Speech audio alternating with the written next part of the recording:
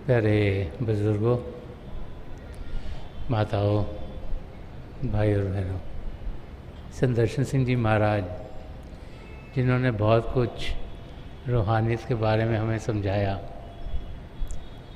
हम कौन हैं, हम यहाँ क्या करने आए हैं, ज़िंदगी का मकसद क्या है, वो बड़ा खोल खोल के सबके सामने रखा। उन्हें हजूर बाबा सावन सिंह जी महाराज ने नाम की देन दी और वही शिक्षा जो उन्होंने अपने सद्गुरु से पाई, वही शिक्षा वो हम सबको देते चले आए। हम सब जब इस धरती पर आते हैं तो किसी मकसद से आते हैं। वो मकसद अपने आप को सही रूप में जानना और पिता परमेश्वर को पाना है। उस मकसद तक हम पहुँचें कैसे, उसको अपनी ज़िंदगी में ढालें कैसे। तो महापुरुष जब भी इस धरती पर आते हैं तो हमें समझाते हैं कि हम सब पिता परमेश्वर का अंश होने के नाते उन्हें जान सकते हैं, उन्हें पहचान सकते हैं, उन्हें पा सकते हैं। कि प्रभु चाहे इन आँखों से ओझल हों, लेकिन आत्मिक रूप में उनकी जानकारी हम सबको हो सकती है। तो एक गुरु, एक सद्गुरु के ज़रिए हमें मिलता क्या है, वो संत दर्शन सिंह जी महाराज ने एक नज़म जो उन्होंने अपने सद्गुरु हजूर बाबा सावन सिंह जी महाराज के बारे में लिखी, उसके ज़रिए उन्होंने बड़ा खोल खोल के दर्शाया। जब हम एक सद्गुरु की संगत में पहुंचते हैं तो एक शिष्य होने के नाते, एक जिज्ञासु होने के नाते हमें क्या मिलता है, क्योंकि इंसान तो सर्च करता है, ढूंढता है अपने मकसद को और फिर उस मकसद को पूरा करने के रास्ते ढूंढते हैं।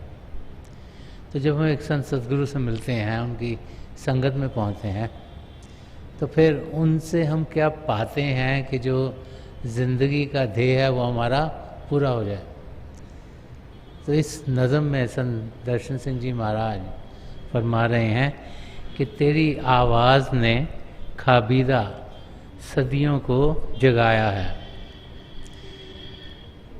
कि तेरी आवाज़ ने खाबीदा सदियों को जगाया है, तेरे नगमों को सुनकर तायरे दिल चहचहाया है, नवाए आगही पर झूम झूम उठा है दीवाना, सलामे पीरे मैखाना, सलामे पीरे मैखाना। तो कह रहे हैं कि जो हमारे सद्गुरु की संगत है वो एक मैखाना है, एक पीर का मैखाना है, जहाँ कि बाहर की शराब नहीं लेकिन रूहानी शराब मिलती है। वो सुराज जिसके ज़रिए हम इस शरीर में होते हुए इससे ऊपर उठ पाएँ। वो शराब जो हमें मदहोशी की हालत में लेके जाए, वो जिसके ज़रिए जो अंधेरा हमारी ज़िंदगी में है वो दूर हो और हम एक रोशन ज़िंदगी जीनी शुरू करें। तो जब हम उनके अंग संग होते हैं, यहाँ संत दर्शन सिंह जी महाराज अपने सद्गुरु हजूर बाबा सावन सिंह जी महाराज के बारे में फरमा रहे हैं कि तेरी आवाज़ ने खाबीदा सदियों को जगाया है। कि हमारी आत्मा हज़ारों लाखों करोड़ों सालों से प्रभु से बिछड़ी हुई है और उस समय में वो अलग अलग चीज़ों के साथ जुड़ती जाती है। वो भूल जाती है कि वो कौन है, कहाँ से आई है, कि उसका रिश्ता नाता पिता परमेश्वर के साथ है, उसी का वो अंश है। वो अपने आप को जिस दुनिया में जी रही है उसके साथ जोड़ लेती है। और जैसे जब आप छोटे होंगे तो आपने शायद स्लीपिंग ब्यूटी की कहानी पढ़ी हो कि एक प्रिंसेस थी जो कि सोई रहती थी, हर वक्त सोती रहती थी। तो तो उसकी ज़िंदगी में जब एक प्रिंस चार्मिंग आया तब उसकी जागृति हुई। तो ऐसे ही हमारी आत्मा हज़ारों लाखों सालों से सो रही है। सो रही का मतलब कि उसका ध्यान असलियत की ओर है नहीं, वो बाहर की दुनिया में असलियत से दूर है।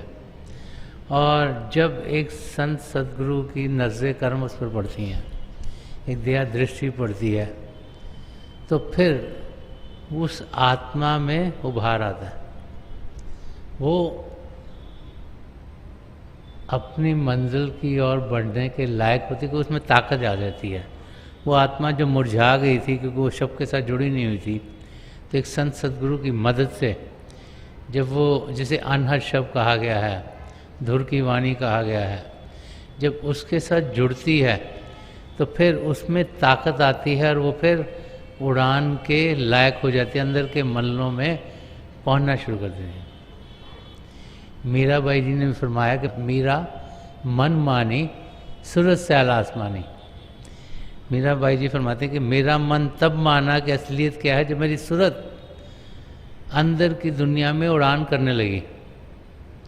तो उनकी सूरत कब उड़ान करने लगी? जब संत रविदास जी महाराज ने उन पर दया मेहर की, उनका शिव नेत्र खोला, उनके अंदर की दुनिया का अभ्यास कराया, और तब उन्हें यकीन हुआ कि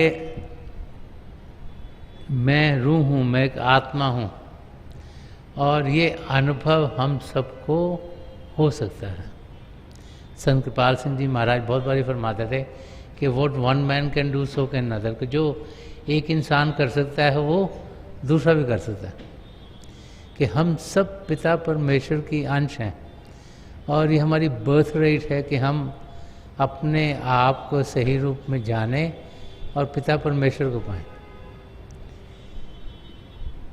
ये इंसानी चोला हमें इसलिए मिला है कि असलियत के साथ हम जुड़ते चले जाएं। तो संत दर्शन सिंह जी महाराज ये समझा रहे हैं कि जब एक पूर्ण महापुरुष की संगत में हम जाते हैं तो उनके शब्दों के ज़रिए जो मन माया के पर्दे हैं हमारी आत्मा के ऊपर, वो हटने शुरू होते हैं। जब सत्संग में जाते हैं तो कि हम अच्छी चीज़ें सुनते हैं, हम सच्ची चीज़ें सुनते हैं, हम प्रभु की जानकारी पाते हैं, उनको पाने के रास्ते पर बढ़ने शुरू हो जाते हैं। तो उनकी जो आवाज़ है बाहर की, उसके ज़रिए जो सवाल होते हैं, जो मन हमारे सामने रखता है, वो हटने शुरू हो जाते हैं। और फिर इस वर्स में बहुत गहरा मीनिंग है। संत दर्शन सिंह जी महाराज के शब्द हम पढ़ते हैं, एक तो ऊपर ऊपर से समझ सकते हैं, एक अंदर जाकर समझ सकते हैं। जिस आवाज़ की वो बात है, तेरी आवाज़ ने खाबीदा सदियों को जगाया, वो अंदर के शब्द की बात कर रहे हैं कि वो शब्द जो प्रभु से उत्पन्न हुआ, जिसके लिए कोई बाहर के बजने की या चलने की किसी इंस्ट्रूमेंट्स की ज़रूरत नहीं, वो शब्द जो प्रभु ने खुद ब खुद कण कण में समा दिया है, कि वो शब्द के साथ जब हमारी आत्मा जुड़ती है तो फिर जो हम पिता परमेश्वर से दूर हुए हैं, जो उनकी जानकारी नहीं, जो हमारी आत्मा सो रही है, जैसे इंग्लिश में dark night of the soul कहा गया कि आत्मा की अंधेरी रात है। जब वो प्रभु से नहीं मिलती, उसकी रात अंधेरी रहती है, वो आत्मा जाग पड़ती है। जब शब्द के साथ जुड़ती है, उसमें ताकत आती है, वो जागती है, और फिर असलियत क्या है उसे दिखनी शुरू हो जाती है।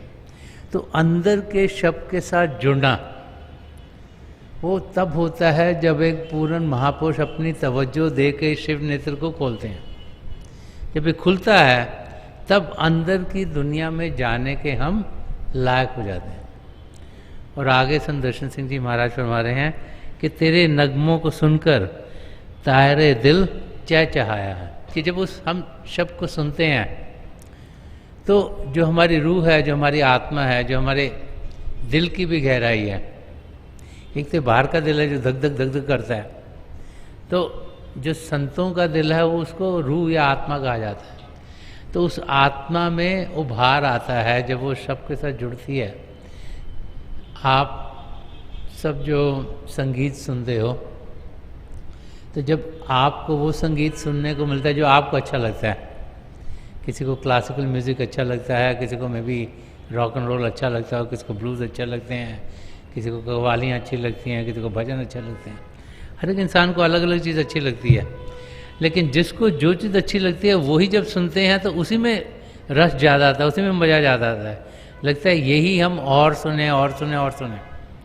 तो फरमा रहे हैं कि जब शब्द के साथ हम जुड़ते हैं तो फिर रूह चहकनी शुरू होती है, महकनी शुरू होती है, खुशियों से भरपूर हो जाती है और एक मस्ती के आलम में जीना शुरू कर देती है।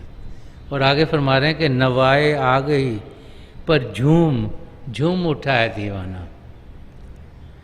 तो फरमा रहे हैं कि जो एक पूर्ण महापुरुष की हजूर बाबा सावन सिंह जी महाराज की बातचीत कर रहे हैं कि जो आपकी जो ये आत्मा का जो ज्ञान है, जिसे अंदरूनी ज्ञान कहा गया है, इसे esoteric side of a religion कहा गया, जो अंदरूनी रास्ता है, कि जो आत्मज्ञान है, जो इस आत्मज्ञान को देने वाली आपकी आवाज़ है, उससे हर एक जीव जो उस ज्ञान को पाता है वो झूमना शुरू कर देता है।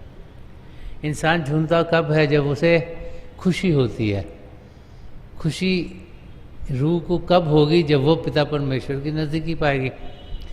तो जैसे वो हमारी रूह पिता परमेश्वर की नज़दीकी पाती है, उसमें खुशियाँ होती हैं, उसमें उभार उठता है और वो पिता परमेश्वर की और तेज़ी से बढ़ना शुरू हो जाती है और समय के साथ आत्मा का मिलाप जो परमात्मा में होता है, तो उससे बढ़कर और कोई खुशी किसी भी जीव को हो नहीं सकती। तो संत दर्शन सिंह जी महाराज इस नज़म के ज़रिए हमें ये समझा रहे हैं कि जो ज़िंदगी का ध्येय है, जिसे self knowledge in God realisation कहा जाता है, कि अपने आप को जानना और पिता परमेश्वर को पाना, वो हमारी ज़िंदगी में पूरा कैसे हो सकता है। आगे इस नज़म में संत दर्शन सिंह जी महाराज ने और एक पूर्ण महापुरुष, एक संत सदगुरु की क्या कैरेक्टरिस्टिक्स हैं वो दर्शाई हैं। वो सब कैरेक्टरिस्टिक्स हजूर बाबा सावन सिंह जी महाराज में थे। तो उनके बारे में जो उन्होंने कहा है वही खुद उनके ऊपर भी लागू होता है, संत कृपाल सिंह जी महाराज के ऊपर भी लागू होता है, संत दर्शन सिंह जी महाराज के ऊपर भी लागू होता है। तो फरमा रहे हैं कि उठाए मैकशों ने जाम, गर्दिश में शराब आए। कह रहे हम सब जब एक पूर्ण महापुरुष की संगत में आते तो हम प्रभु की जो सुरा है, जो रूहानियत की चाह है, उसको पीने के लिए आते हैं। तो पीने के लिए कह रहे उठाए मैकशों ने जाम, कि जो पीने वाला है उसने जाम को उठाया। तो हम लोग सब अपने आप को पात्र करने की कोशिश करते हैं। हमें समझाया जाता है कि हम एक सच्चा सुच्चा जीवन जिएं, हम सद्गुणों को अपने अंदर ढालें। तो हम सब जो ये शरीर है जिसमें ये आत्मा भरी, इसको साफ करने की कोशिश करते हैं, इसको पाक करने की कोशिश करते हैं, ताकि प्रभु की सत्ता का हम अनुभव कर पाएँ। तो फरमाने उठाए मैकशों ने जाम, गर्दिश में शराब आए, कि जब हम एक संत सदगुरु की संगत में होते हैं तो हम वहाँ पर कैसे बैठते हैं। एक तो अपनी रिसेप्टिविटी, अपनी पात्रता को हम तेज़ करते हैं, ताकि उनसे जो कुछ भी हमको आ रहा है उसे हम जज्ब करें। हम जज्ब तब करेंगे जब हम पात्र होंगे। अगर एक कटोरा है जिसमें के पानी भरना है, तो पहले तो कटोरे को सीधा होना होगा। अगर कटोरा उल्टा पड़ा है तो उसमें पानी जा नहीं सकता। अगर हम अपने आप को पात्र अवस्था में नहीं करेंगे, अगर सच्चाई की ज़िंदगी नहीं जिएंगे, अहिंसा की ज़िंदगी रास्ता नहीं अपनाएंगे, निष्काम सेवा भाव से नहीं जिएंगे, नम्रता से नहीं जिएंगे, करुणा से नहीं जिएंगे, प्रेम से नहीं जिएंगे, तो मतलब हमने कटोरा उल्टा कर दिया। तो उल्टा हो गया तो उसमें कुछ आ नहीं सकता, तो वो तब कटोरा सीधा होता है। और जब सीधा होता है तो फिर अपने सद्गुरु से कुछ पाने के लिए जब देने वाला जब वो ऊपर होगा तभी पानी आएगा नीचे। तो ह्यूमिलिटी, हमारी ज़िंदगी में बहुत ही ज़रूरी है कि नम्रता से जीना, इस लिहाज से जीना ताकि हम सब कुछ पा सकें।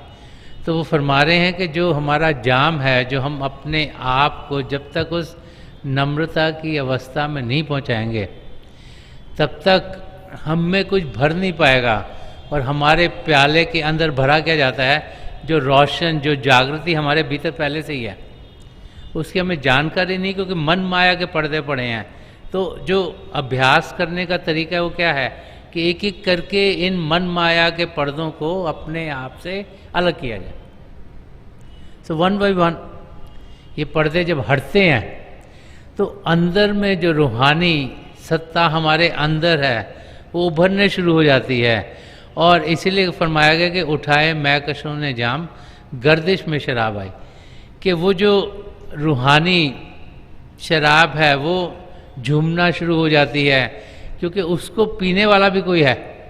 अब शब्द तो 24 घंटे हमारे अंदर चल रहा है, लेकिन अगर हम उसके साथ जुड़े नहीं तो वो चलता रहता है, चलता रहता है, चलता रहता है, कुछ उसमें उभार दिखाई नहीं देता। जैसे एक कहावत है कि जंगल में मोर नाचा किसी ने ना देखा। कहते हैं जब मोर नाचता है वो सबसे खूबसूरत स्टेट होती है, पंख उठाड़ के नहा रहा है, पर अगर वो जंगल में नाच रहा है तो कोई उसको देख नहीं रहा, जो उसकी खूबसूरती उसकी ब्यूटी है उसका कोई फ़ायदा नहीं उठा रहा। पर अगर मोर नाच रहा है जहाँ और लोग भी उसकी खूबसूरती को देखते हैं तो सब उससे फ़ायदा उठाते हैं।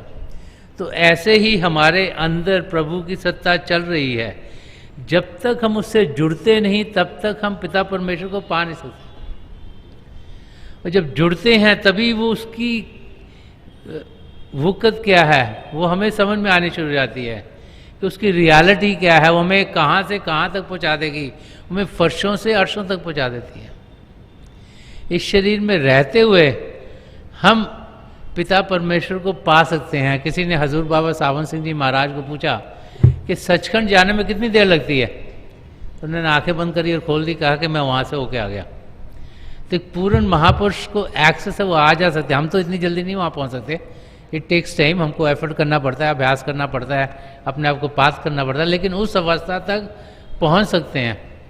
तो जब अपने आप को पात्र करेंगे, अभ्यास करेंगे, तो हम उस सत्ता के साथ जुड़ते चले जाएंगे। और फरमाने तेरी रहमत का दामन छू के सुबह कामयाब आए।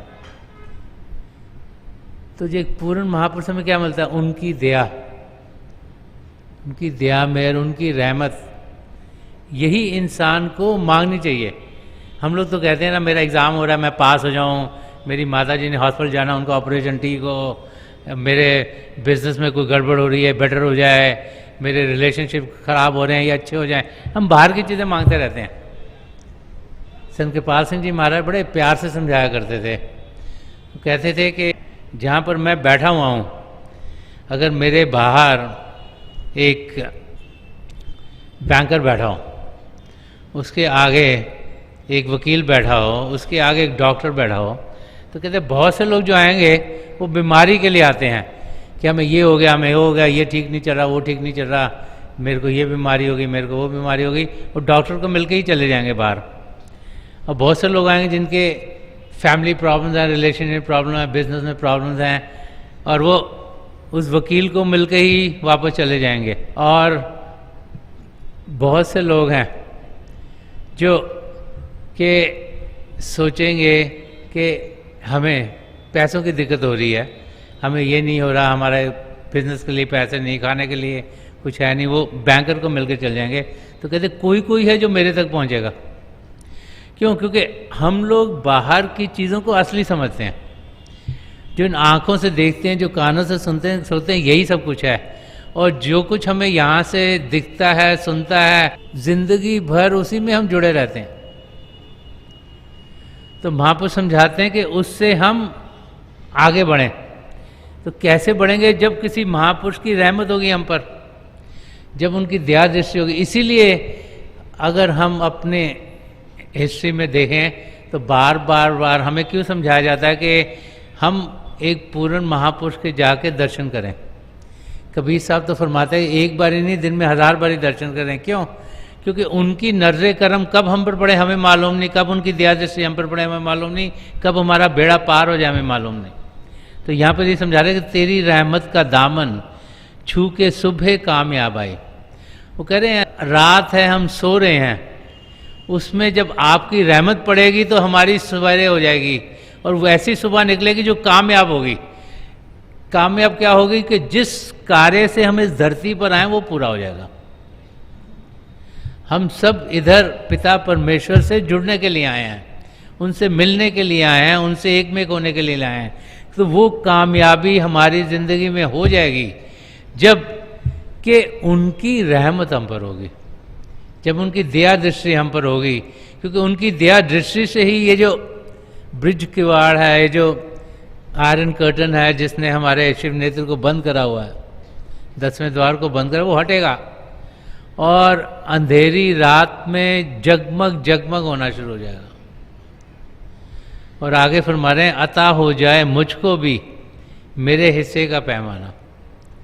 तो संत दर्शन सिंह जी महाराज फरमा रहे हैं कि जब हम किसी पूर्ण महापुरुष की शरण में पहुंचते हैं तो उनके ज़रिए हजारों लाखों करोड़ों लोगों को जो ज़िंदगी का मकसद है उसके बारे में जानकारी होनी शुरू हो जाती है कि ऐसे महापुरुषों के पास तरह तरह के लोग आते हैं। कई लोग तो ऐसे आते हैं जो सोचते हैं कि शायद यहाँ आकर मुझे मेरे जो आउटसाइड दुनिया की चीज़ें वो बेहतर होंगी, तो मेरे प्रॉस्पेरिटी होगी, वो इसलिए आते हैं। बहुत से लोग आते हैं जब उनको तकलीफ़ें बहुत बड़ी आती हैं जो वो ठीक नहीं कर पाते, चाहे एक किस्म की तकलीफ़ होती है, दूसरी किस्म तो वो आते हैं। तीसरे लोग वो आते हैं जो कि प्रभु को पाने की कोशिश कर रहे हैं और उन्हें समझ नहीं आ रहा, वो अभी सर्च कर रहे हैं, सीख कर रहे हैं, जिज्ञासु हैं। और चौथे वो आते हैं जिसे ज्ञानी कहा गया है कि जिसको समझ है कि मैंने करना क्या है, और वो जिसे ज्ञानी कहा गया वो होते हैं जो प्रभु के प्रेम से भरपूर होते हैं, जो ये समझ गए हैं कि पिता परमेश्वर प्रेम के महासागर हैं, हमारी आत्मा उसी महासागर की एक बूंद है और हम प्रेम से भरपूर हैं। और जो प्रेम को पा गया वही ज्ञानी है। और चाहे प्रेम के 2.5 अक्षर होते हैं, लेकिन इसकी समझ किसी किसी को आती है। प्रेम क्या है इसको किसी किताब में समझाया नहीं जा सकता, और ना ही कोई 500 पेज की किताब पढ़ के आदमी को प्रेम कैसे करना आ जाए। ये अनुभव करने की बात है। जैसे अगर आपको प्यास लगी हो तो आपको पानी चाहिए, तो अगर पानी के ऊपर आप किताब पढ़ लोगे कि पानी जी समुंदर से आता है, इससे बर्फ़ भी बनती है, इससे स्टीम भी बनती है, इसकी ये कैरेक्टर्स हैं, ये H2O है, तरह तरह की चीज़ें पढ़ लोगे तो आपकी प्यास बुझेगी नहीं, कि किताब को निचोड़ोगे कोई बूंद एक पानी की निकलेगी नहीं। लेकिन अगर पानी पियोगे तो आपकी प्यास बुझेगी। ऐसे ही अध्यात्म के रास्ते को हम जान सकते हैं, पहचान सकते हैं। संत कृपाल सिंह जी महाराज समझाते थे कि स्पिरिचुअलिटी कैनॉट बी बॉट, कि रूहानियत खरीदी नहीं जा सकती, and it cannot be taught, ना ये सीखी जा सकती है, but it can be caught, कि ये पकड़ी जा सकती है किसी संत महापुरुष के अंग संग होकर। कि जो रूहानियत का रास्ता है इस पर चलने के लिए हमें पात्र होना है, हमें रिसेप्टिव होना, और जब हम रिसेप्टिव होंगे तो फिर हम इसको पकड़ के अपनी मंजिल की ओर बढ़ना शुरू हो जाएंगे। संत दर्शन सिंह जी महाराज ने इसी नज़म में आगे भी फरमाया है, और वो फरमा रहे हैं कि जब हम एक पूर्ण महापुरुष की संगत में आते हैं तो उधर जात का या रिलीजन का या सोशल कोई स्ट्रक्चर का कोई फ़र्क नहीं होता, वहाँ हर एक किस्म के आदमी आते हैं। तो फरमा रहे हैं कि नवाए नानको कृष्णो रहीमो राम मिलती है। कह रहे उधर तरह तरह के लोग होते हैं, जो गुरु नानक देव जी महाराज ने दिया, जो कृष्ण जी महाराज ने दिया, जो राम जी से हमें मिला, जो रहीम से मिला, कि बिलीफ हमारे कुछ भी हो सकते हैं, हम किसी भी धर्म के हो सकते हैं, कि नवाए नानको कृष्णो रहीमो राम मिलती है, कि जो उनके टीचिंग्स हैं, जिसका जिस्ट है कि हमने अपने आप को जानना है, पिता परमेश्वर को पाना है, कि तेरी चौखट पे हमको वैधते अक्षाम मिलती है। कि जब हम एक पूर्ण महापुरुष की संगत में आते हैं तो वो ताकत जो कि हमें पिता परमेश्वर से मिला दे, उसकी जानकारी, उसका अनुभव हमें मिलना शुरू हो जाता है, और तेरी नज़रों से यकसा है, वो अपना हो के बेगाना। तो फरमा रहे हैं कि एक पूर्ण महापुरुष की नज़रें हम सबके लिए बराबर होती हैं, उनकी दया दृष्टि हम सबके लिए एक जैसी है, चाहे हम अमीर हों, गरीब हों, पढ़े लिखे हों, अनपढ़ हों, एक जाति के हों, दूसरी जाति के हों, एक देश के हों, दूसरी देश के हों, एक कल्चर में बिलीव करते हैं, दूसरी कल्चर में बिलीव करते हैं, कि तेरी नज़रों में यकसा है, वो अपना हो के बेगाना, कि उनकी नज़रें हम सबके लिए एक जैसी प्रेम से भरी हुई और हमारी मदद करने के लिए, ताकि हम अपनी मंजिल तक पहुंच जाएं, इसलिए होती हैं कि सलामे पीरे मैखाना, सलामे पीरे मैखाना। एक सदगुरु जब हम सबके अंग संग होते हैं तो वो यही चाहते हैं कि हम अपनी मंजिल की ओर तेजी से बढ़ें। उनसे हम क्या पा सकते हैं, ये हम कितने पात्र हैं, उस पर डिपेंडेंट है। एक सत्संग में उनसे, उनकी नज़रों से रूहानियत की शराब हमारी ओर आ रही है, कितना हम जज्ब करते हैं ये हम पे डिपेंडेंट है, कितना हम उसके साथ जुड़ सकते हैं ये हम पे डिपेंडेंट है। तो संत दर्शन सिंह जी महाराज हमें यही समझा रहे हैं कि जब हम एक पूर्ण महापुरुष की संगत में हों तो हम वो करें जिसके ज़रिए हम अपनी मंजिल तक पहुंच सकें, और वो है कि अपने मन को शांत करें, अपना ध्यान पिता परमेश्वर की ओर करें, अटेंशन उस जगह हो जहाँ हमने जाना है, क्योंकि जैसे हम सोचते हैं, जिस ओर हम ध्यान करते हैं, वैसे ही हम बन जाते हैं। और हम जो कुछ रूहानी रास्ते पर हमें मिल रहा है उसे पूरी तरीके से ग्रहण करें, उसे जज्ब करें, उसको अपने आप पर असर करने दें, और तेज़ी से हम पिता परमेश्वर के और बढ़ने के लायक बने।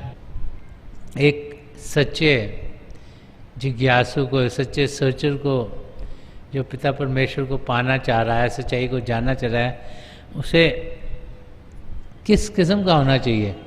संत दर्शन सिंह जी महाराज ने एक और अपने शेर में फरमाया कि हम अहले जुनू हैं अब्दी इश्क के तालिब, कि हम अहले जुनू हैं अब्दे इश्क के तालिब, जो आके ना जाए वो शहर ढूंढ रहे हैं।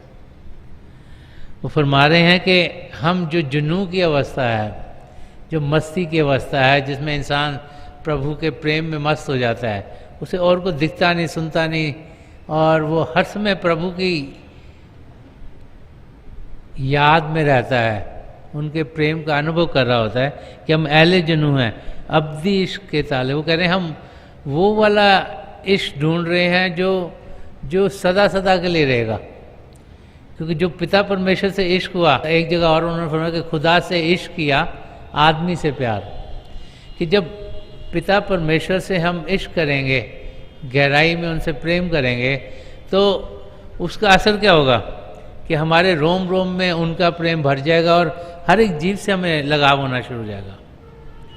तो यहाँ फरमा रहे कि जो आके ना जाए वो शहर ढूंढ रहे हैं, कि हम वो वाली सुबह ढूंढ रहे हैं जो एक बारी आ जाए तो कोई रात ना हो, कोई अंधेरा ना हो, और हम हर समय उस जागृत अवस्था में रहें, जिसे स्पिरिचुअल अवेकनिंग कहा गया है। वो अवस्था जिसमें कि हम सब के साथ जुड़े हों, वो अवस्था जिसमें कि हम अपने भीतर प्रभु की ज्योति और श्रुति के साथ जुड़ते हुए अपने आप को अपने सद्गुरु की मदद से अंदर के मंडलों में सैर करता हो पाए। क्योंकि अंदर की दुनिया प्रेम की दुनिया है, अंदर की दुनिया जागृत दुनिया है, अंदर की दुनिया रूहानी दुनिया, अंदर की दुनिया वो दुनिया है जो हमें अपने गोल तक पहुंचा देगी। एक जगह और संत दर्शन सिंह जी महाराज ने फरमाया है कि जहाँ ऐसे वो फरमाए, अता हो जाए मुझको भी मेरे हिस्से का पैमाना, जो मुझे मिलना चाहिए ताकि मैं अपनी मंजिल तक पहुँचूँ मिल जाए। एक जगह वो फरमाते हैं कि सुए मैं खाना ज़रा तेज़ कदम रख दर्शन, कि सुए मैं खाना ज़रा तेज़ कदम ए दर्शन, तेरे हिस्से की भी गैरों में बढ़ी जाती है। तो फरमा रहे हैं कि हम तेज़ी से अपने सद्गुरु के दर्शनों के लिए पहुँचें, हम तेज़ी से उस मैखाने में पहुँचें जिसके ज़रिए हम अपनी मंजिल तक पहुँच सकते हैं।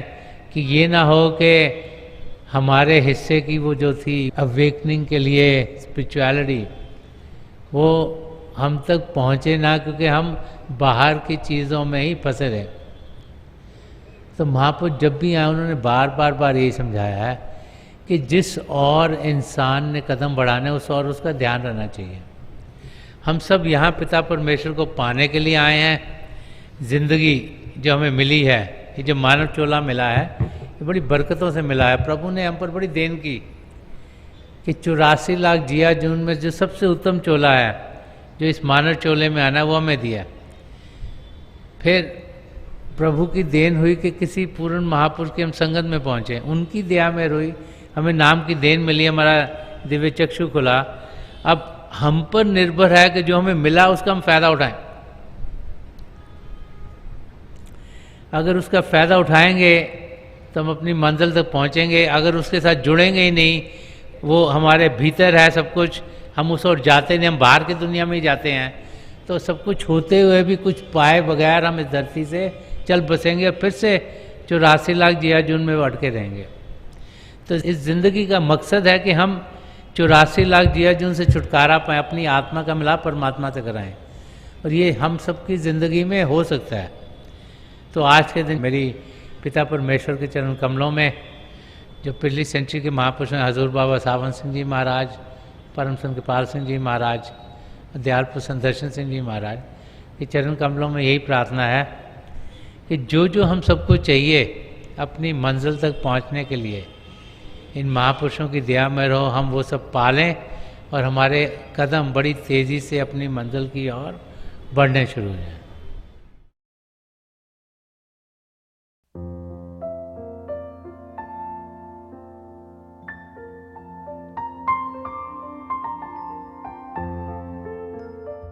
तो थोड़ी देर के लिए हम सब अभ्यास के लिए बैठ जाएं। आप जहाँ भी बैठे हैं आराम से बैठिएगा, अपनी आंखें बंद कर लीजिएगा। ये आई बॉल्स आँखों के डले सीधे सामने फोकस हो, जैसे 8-10 सामने आप फोकस हो। आंखें बंद